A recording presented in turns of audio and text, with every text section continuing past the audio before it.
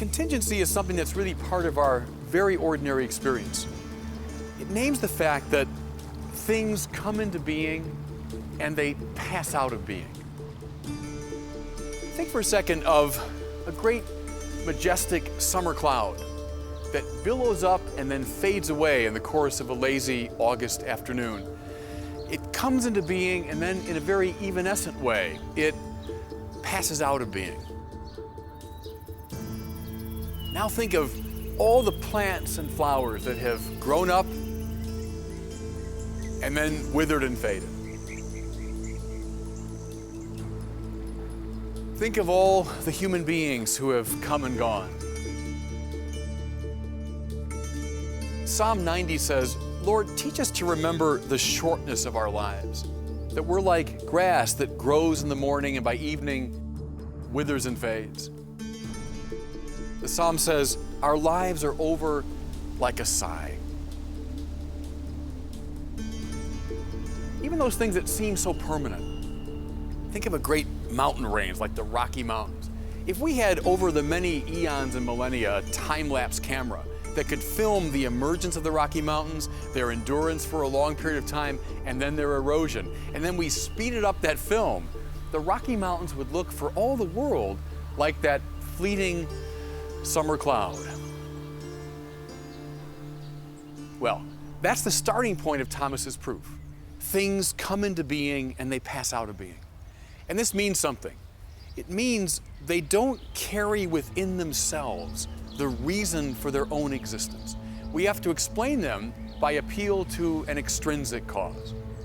So, go back to that summer cloud. You say, well, what causes it to be? Well, when you mention the moisture in the air, you mention the wind, you mention the atmosphere, and that's fair enough as far as it goes. But as any meteorologist will tell you, those things too are contingent. They come into being and pass away. So you go a step further and you say, well, they're caused by the jet stream, which is caused by the movement of the planet. Oh, but the planet itself is contingent. Scientists tell us it came into being 4 billion years ago, and it too will one day pass away. Okay, another step. The planet's caused by, events within the solar system, within the galaxy. But those too change, coming into being and passing out of being. So you say, okay, they're all grounded in the great structures of the universe. Scientists have told us the universe itself came into being 13 billion years ago through the Big Bang. Here's the point. We have still not explained the existence of that summer cloud. Aquinas concludes, if we are to avoid an infinite regress, which finally explains nothing at all, we must come finally to some reality which does exist through itself.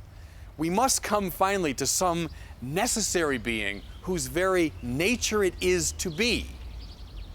This, he says, is what people mean by God.